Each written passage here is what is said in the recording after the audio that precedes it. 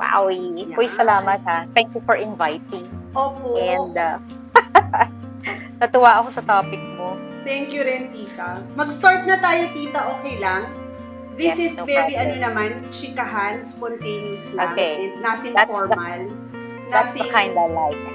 Nothing na Okay. heavy edited. So, kung may na-miss tayo, we could just go back to it. Go mga back. ganyan. If you wanna say something, pwede mo lang din, diba, parang may bigla kang naalala, ganyan po. Okay. Okay. Kasi i-edit mo pa nga kasi.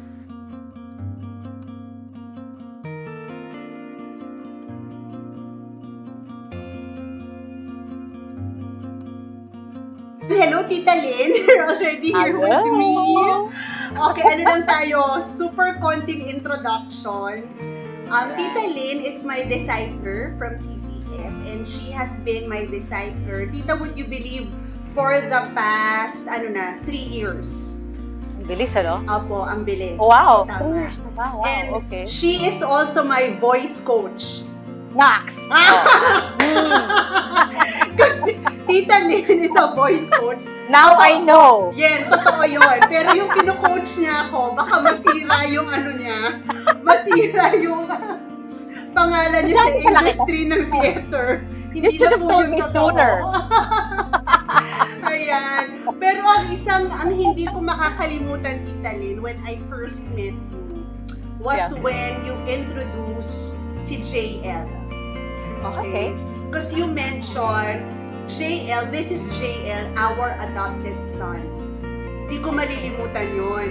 Tapos sabi ko, you are the first person or the first mom na nagsabi ng ganon sa amin. Adopted. Yes. In that, this is my adopted son, JL. Ganyan. Kasi, yun, parang first time ka, so talagang tumatak yun sa utak ko. And JL was very young then, and knowing Jay, sisimangot yun pag hindi niya gusto. True. Diba? Pero ngumiti siya, he acknowledged it, and bata pa siya noon, that time. So, he was really young. Okay. So, sabi ko, parang okay sila. Okay sa branded na adopted, okay doon sa being introduced as an adopted son, etc.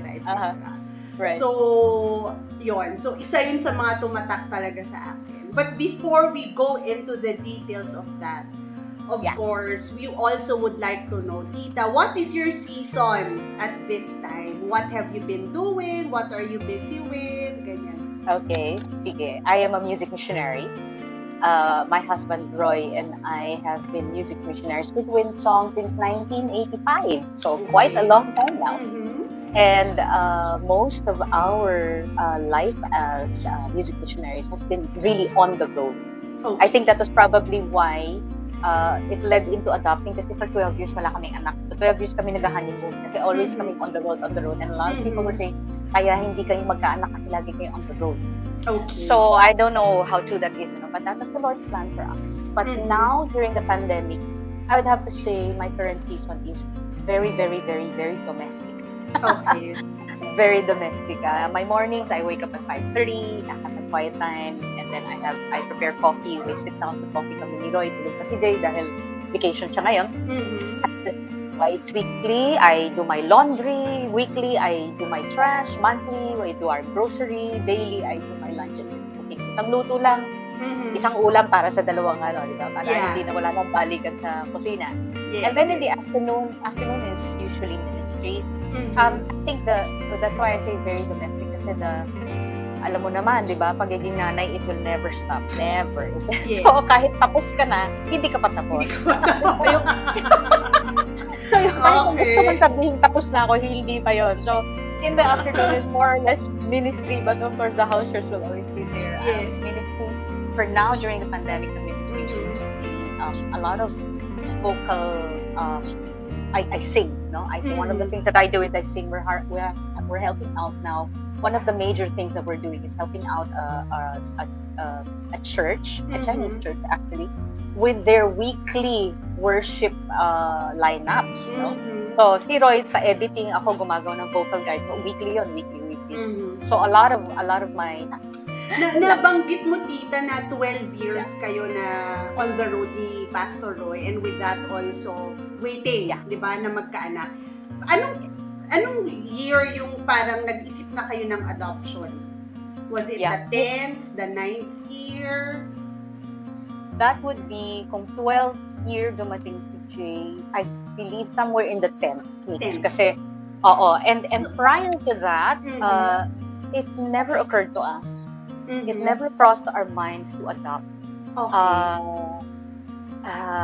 We had friends who had adopted, and they were obviously excited about the adoption. And for me, it's like, okay, happy for you. Yung ganon, walang connect, walang nothing. There was nothing. Until there were two specific instances. They were both in church.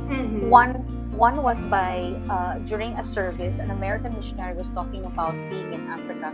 He was in an orphanage, and it was an orphanage of 200 babies, infants to ha.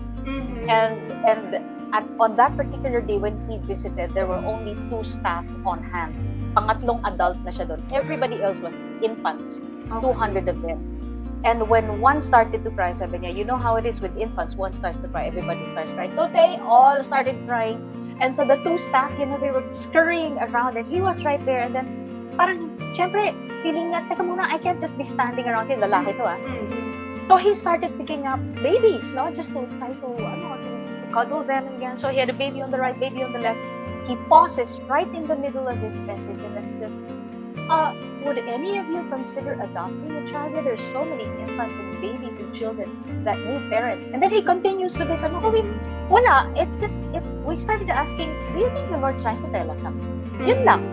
So we talked about it, and then we found ourselves praying about it.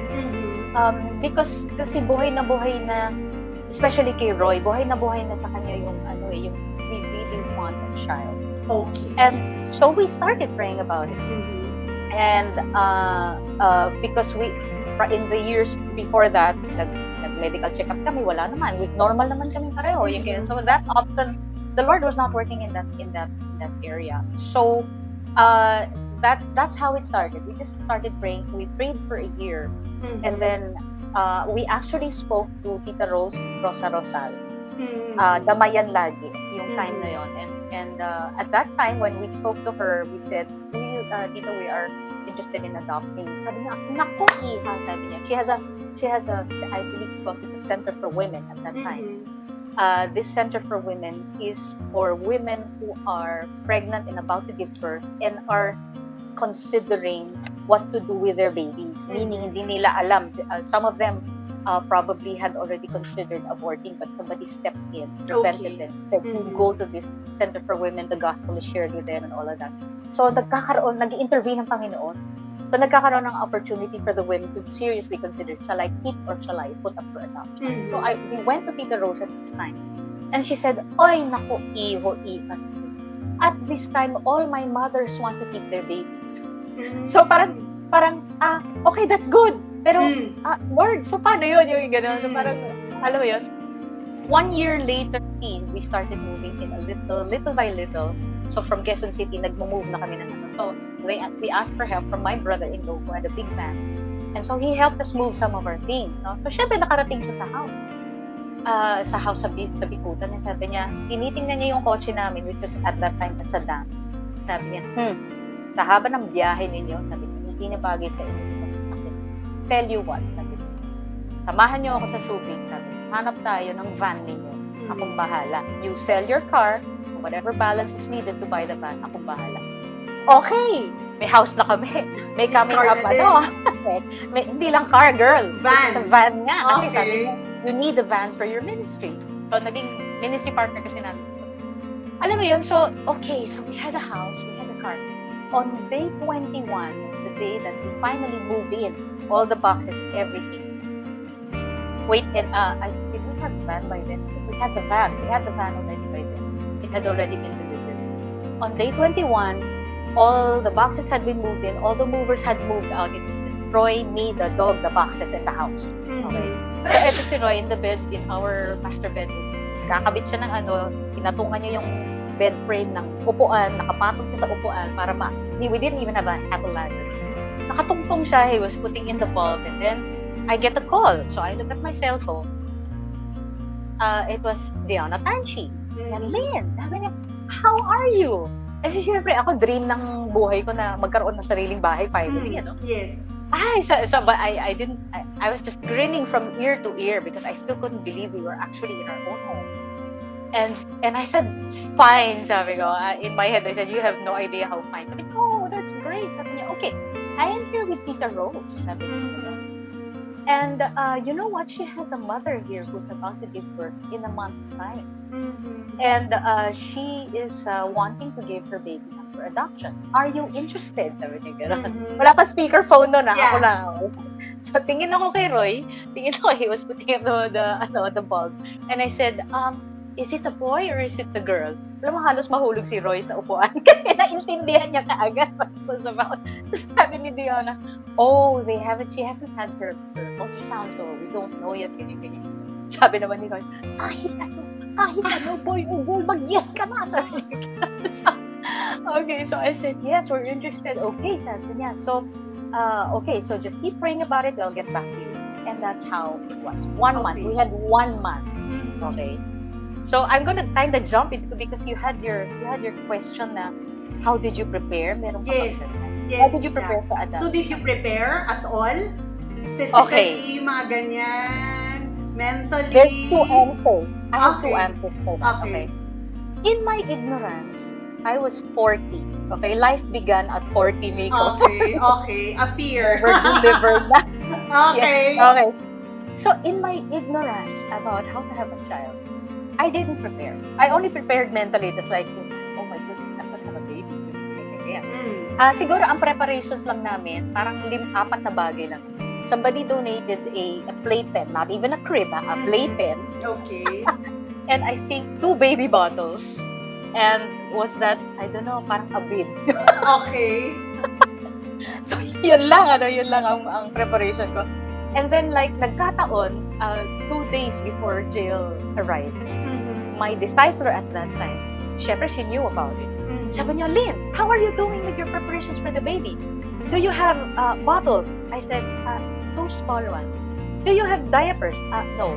Do you have ganito? Do you have ganyan? Puro no ang sagot. Sabi niya, oh my goodness, you're so not ready. Sabi niya, where are you? Sabi ko, I'm in the office po in CCF. I'm gonna come and pick you up right now. Sabi niya, we need to get you something. Nag-shopping spree ang tita. She brought me to ATC and she bought me everything from diapers to cotton to oh my goodness, everything. And she just delighted in doing that. So, yun, hindi ako. So that's my second answer because the Lord is the one who prepared us. He prepared us actually with first the house. Okay. And then the vehicle. And that's why we always tell our son, grabe ang preparation ng Panginoon para sa'yo kasi buong bahay, hinanda niya para sa'yo. Tapos yung sasakyan pa. Alam mo yun? So, it's a fantastic story. I love telling this story. That's why when you said it was going to be about this, that's always a good story to tell. So, that is our 21 days. Pero, tita, natakot ka din? Yes, of course. Yes, of course, natakot ako. Kasi, sabi mo dito, what were your fears? Well, I really feared that I would parent my son the way I was parented. And it wasn't the best. In hindsight, I know that my parents parented me in the best way they knew. They were not believers kasi. They did not become believers until in their 70s. So I prayed for 20 years for their salvation. Okay. I was the first believer kasi in the family. So, they did the best they could. Pero, marami ng damage na nangyari. So, and it wasn't physical or anything. It was really more emotional. And I feared that I would end up doing the same thing. And sabi mo, did they happen? Did the fears actually happen? And yes, they did happen. God allowed it. I haven't figured out why the Lord allowed it. I think that will probably come in time. But ang point ko lang is that even if the Lord did allow my fears to happen, I mean, what parent is perfect? I've made many parenting mistakes, especially in the line of what I feared. But what I have been seeing is that the Lord is really just very, very merciful. Very merciful. I love to use the phrase despite us. God is so good despite us. And ang nakikita ko is in God's sovereignty and mercy, kahit sa parenting needs ko, the Lord has really used us to bond JL and Michelle. Parang feeling ko, mas nagkakaroon kami lalo ng, I don't know, pagkakaintindihan. Or my son is very smart. He's very intuitive. No, so I love sharing my deepest parts with him, and I know it clicks. So pag tinignan mo siya, parang hindi siya masyadong nakikinig at alam na sa kabataan niya. Pero alam kong may hook siya. Ayun. So the sad truth is that yes, they did happen. But I know that God is still very, very much in charge. I don't want to box. Yes. And the journey continues. Yes. Do you remember, Tita, the first time that you held Jay? Oh yes, Yes, definitely. yes. That's a day you'll never forget. Yeah. Pero Never nandun na ba yung love, Tita? The emotion of, of being a mother, finally holding Jay in your hands, ganyan? Yeah, yung isang question mo kasi is, when did love happen between him and me, no? Yes. I would say that is a really good question. I had to stop and think about it. When did love happen? I would like to believe it happened when the Lord planned it sometime in eternity. Nung pinlano niya na ganito ang magiging pamilya, I believe the love already happened. But on a practical side for me, yes, it was when the social worker of Tita Rose said, you can come pick him up. We picked him up in Manila Baptist Church. And we were, of course, obviously, Roy and I were just so excited. And so when we were parking in front of the church, we were getting down out of that van, the van that the Lord provided. We walked into the church. It was empty. And kasi hindi naman Sunday, it was a mid-afternoon, probably 3 or 4 in the afternoon. There were only 2 people, the social worker and the lady who was carrying the baby.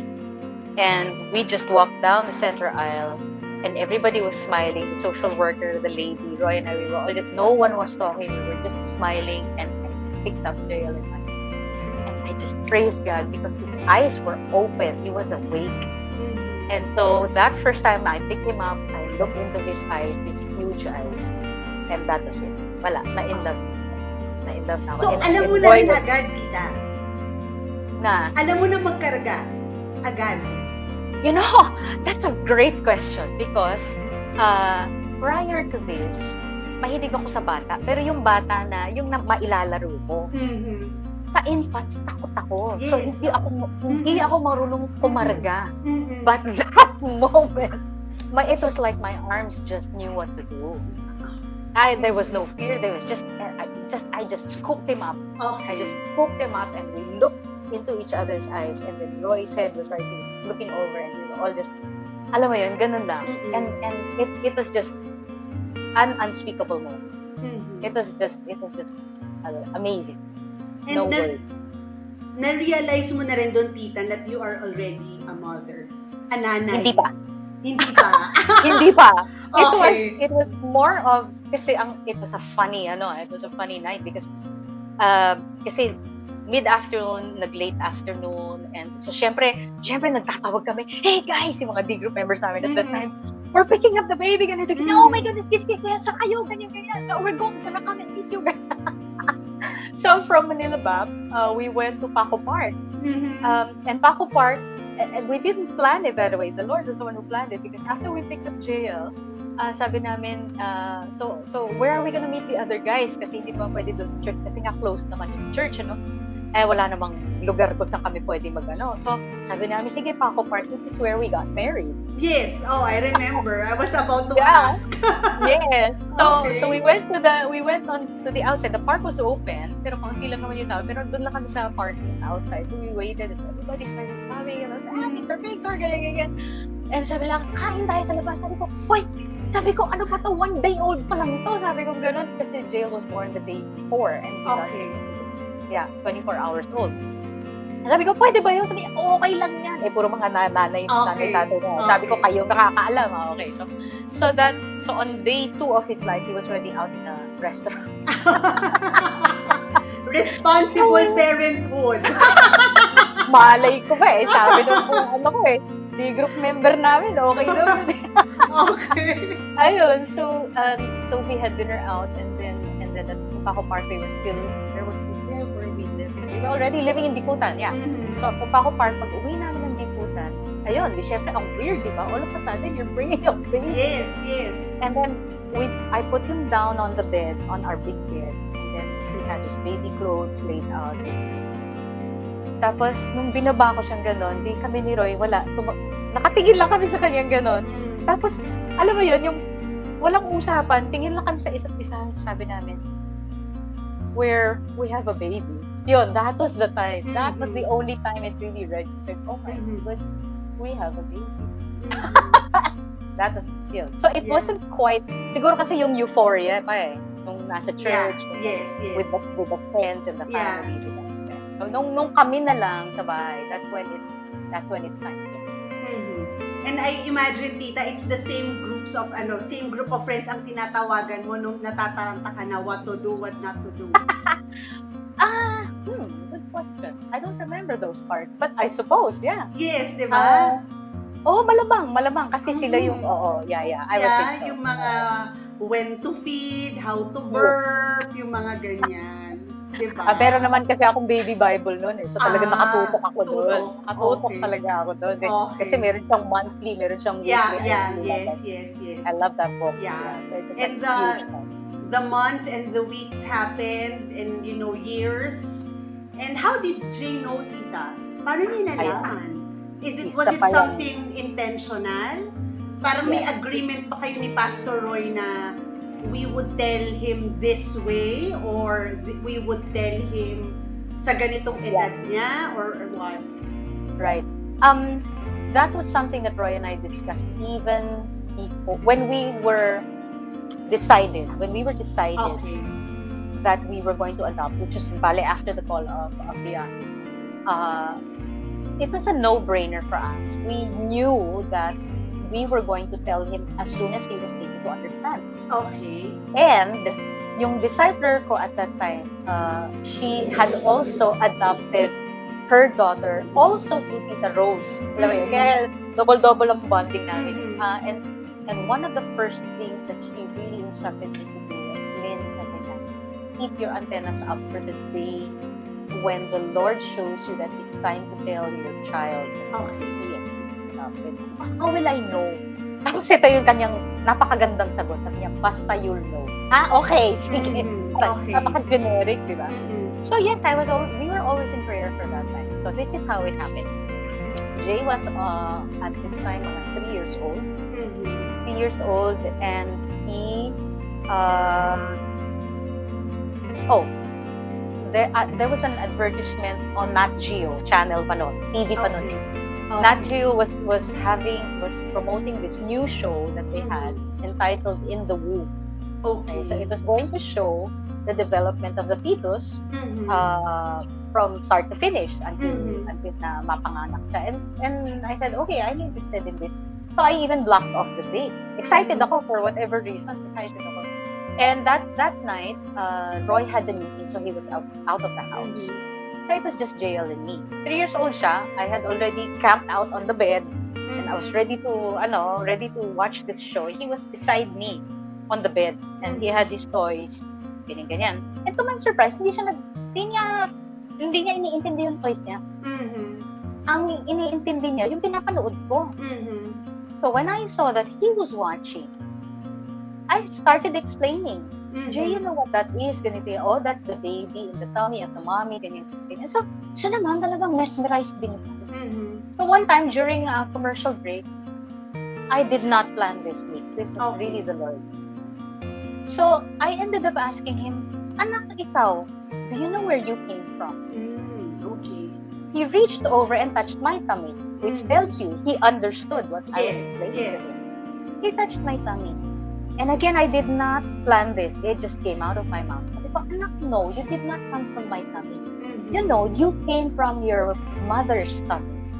And your mother, because of the good plan of the Lord, she decided she wanted to give you as a beautiful gift to Tatay.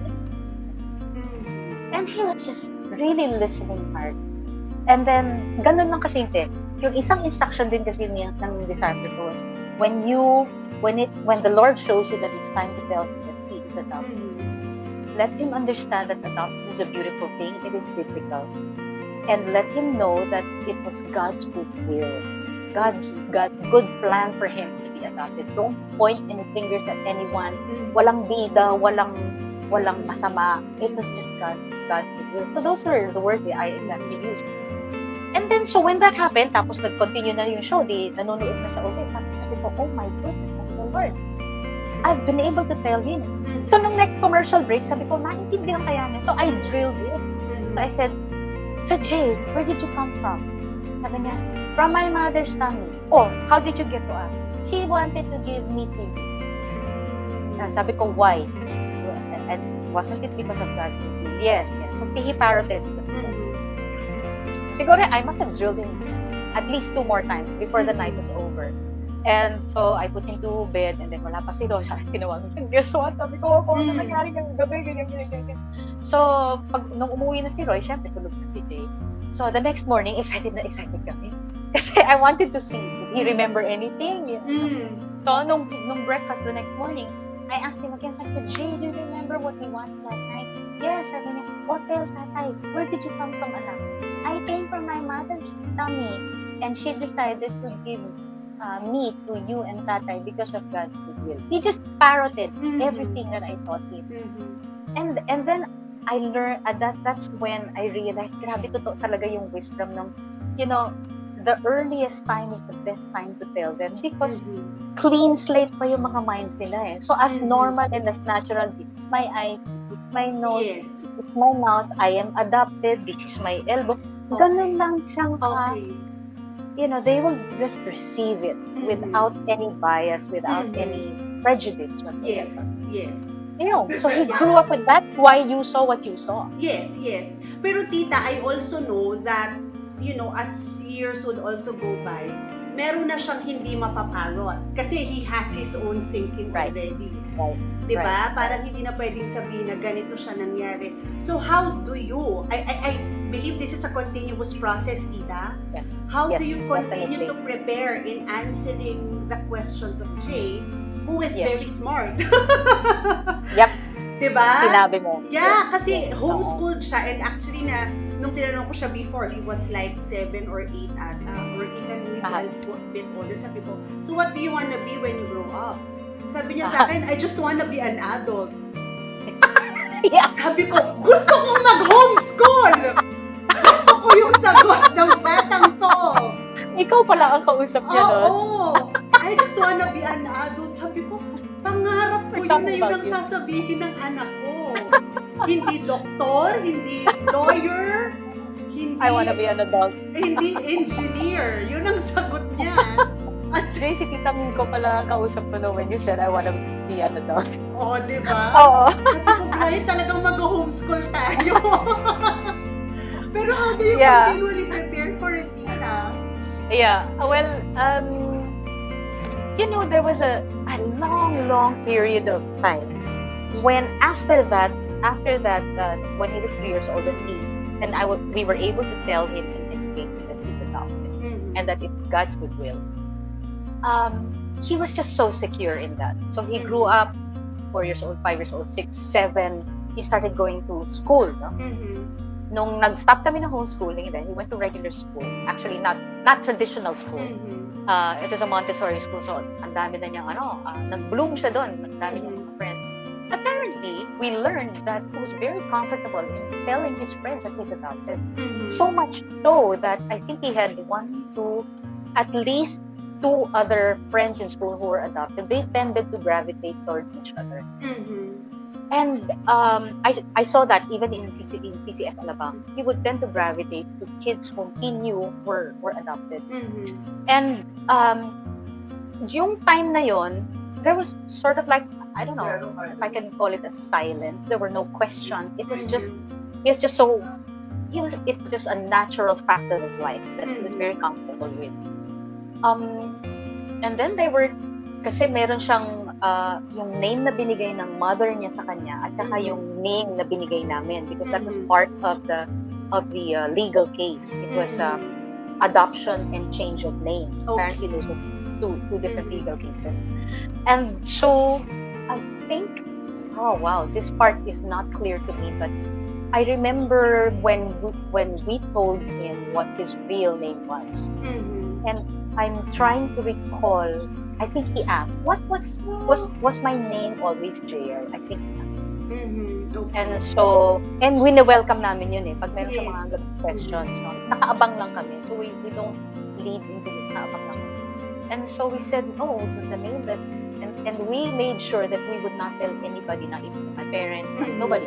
Because we wanted to honor yung confidentiality with our son. We wanted him to understand that these are the things that if you're going to discover it, you will be the first one to discover it. Because that is our way of honoring you and your privacy. So when he finally asked what was my name, that was the only time that we gave ourselves permission to tell other people who would happen to ask, anong name? Ayun. So nung nalaman niyang Jared, he took a fancy on the name Jared naman.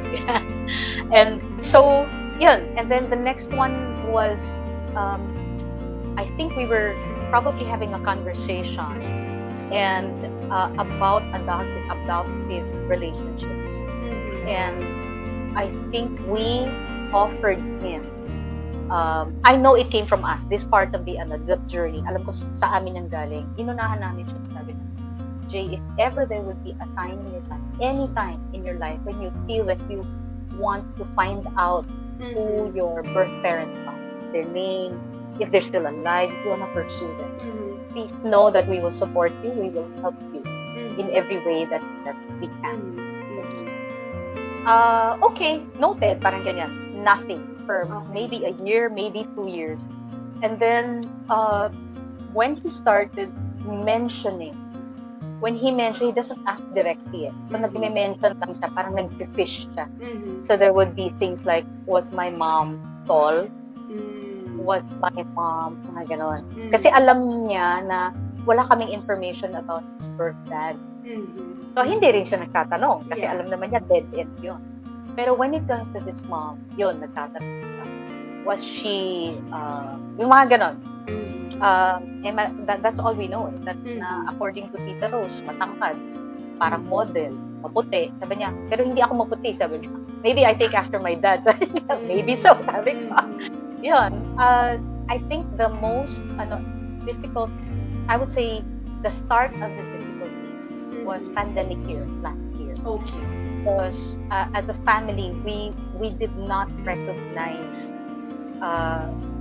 the symptoms. The symptoms were there was a lot of anger in him, and he would manifest that by arguments with us.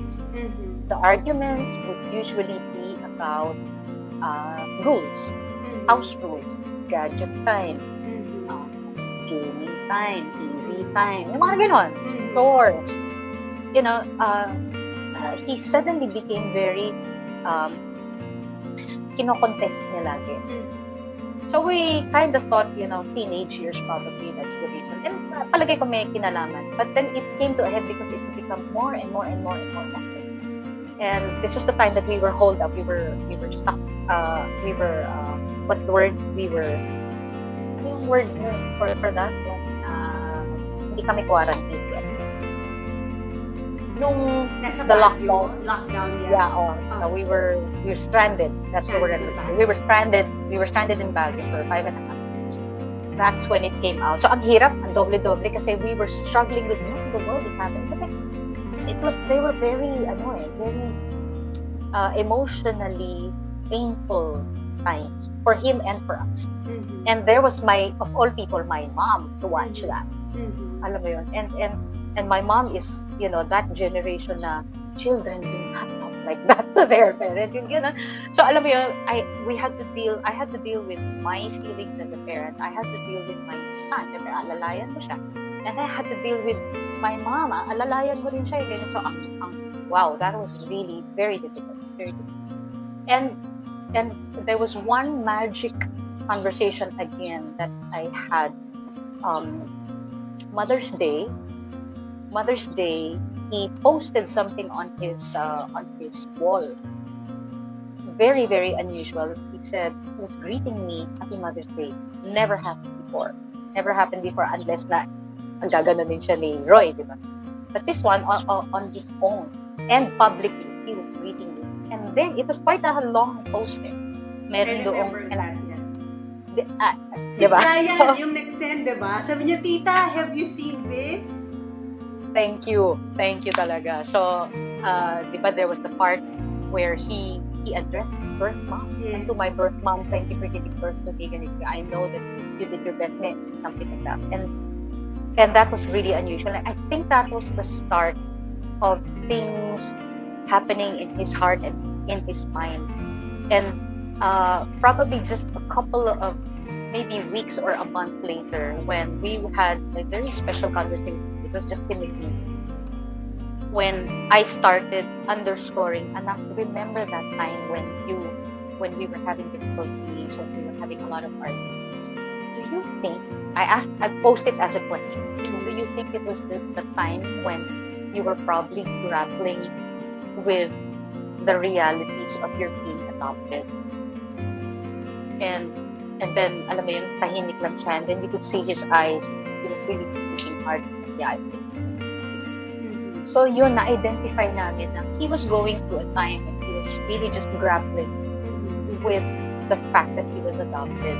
Here's the thing that you and I, Nico, will never understand. I'll just say what my disciple said to me. Sabi niya, Lynn, you and I, as people who have been birthed by our own, we will never understand the pain that an adopted child feels when he realizes that he was rejected even before he was born. We will never understand. And you just have to stand by him. And so, you know, and I think he still grapples with it every once in a while. I think when he goes through difficulties in his life, whether it's because of his studies or because of a relationship, whatever, alam kong bumabalik pa rin. And so, kami ni Roy, alam mo yun, talagang nakaabang ako. We just want to make sure that we're there. He just went through recently a major something also emotionally. And it was the first time for Roy that we see him really depressed. Can you imagine real depressed? Di ba? Hindi. But to the point where, alam mo na kung gaano siyang kalaki ngayon, di ba? Mas malaking dagul na siya sa akin. So, he loves to eat. That time, he was not eating. Can you imagine? So, it was a difficult season. So, we just stood by him. So, it's an ongoing thing. You're right. It's an ongoing thing. And I think it's just something that we will have to be ready to stand by him. Kasi hindi namin alam kung anong gagawin ng Panginoon next. Eh. Yes. And I guess that's what being a parent is all about, whether it's adoptive or birth parenting. You just have to be there. You have to be there at that time. And so praise God for the gift of being able to be there. Yes, and I can see that from the very start talaga, God has been there. Diba? Kasi in your stories, ano talaga si God, nandun siya. Parang hindi mo siya ma-deny. It's not just about our hearts longing for something, but it was God putting the desire to your heart and He moving from there. Your 21 magical, fantastic days. Your miraculous 21 days, yung mga ganyan. Yeah. But I also know, Tita, because you're one of the women I know who really likes to, ask God. Na Lord, anong ito? Kasi yan din yung mga tanong mo sa akin, di ba? Pag nag-group tayo. So, Miko, anong tinuro sa'yo ni Lord? Anong tinuturo sa'yo ni Lord? So, Tita, ibabalik ko sa'yo ang tanong. Anong tinuturo sa'yo ni Lord sa iyong pagiging, ano bang tawag, Tita? Sa your adoptive parent. Adoptive parent. Okay. Yeah. So, being you as an adoptive mother, anong tinuturo sa'yo ni God? that He will not spare me any cost, no matter how difficult, how long, how high, how hard. He will not spare me the expense just for the sake of my knowing and understanding more and more that He, the Lord, loves me. Okay. Parang ang simple, no? Pero sa akin kasi, I guess because of everything that the Lord has allowed in my life, the Lord knows that for me, the crux of the matter will always come to, Lord, do you love me? Iba-iba tayo dun eh, di ba? Yes. Lord, will you provide for me? Lord, iba-iba eh. Alam ng Panginoon na sa akin, uuwi at uuwi siya doon. Lord, love mo pa. And in this entire journey, there have been really days of unspeakable joy and days of unspeakable pain. And the thing that stands out for me, I know, is that the reason He allows all of these is because He wants me to understand more and more and more and more. Anak, mahal kita kasi. Mahal kita, and I want you to be, this is the second part of it, I want you to be like my son. You will never be more and more like my son until you understand how much I love you. And that I will take care of you, that you don't need to worry. Yun ang lesson.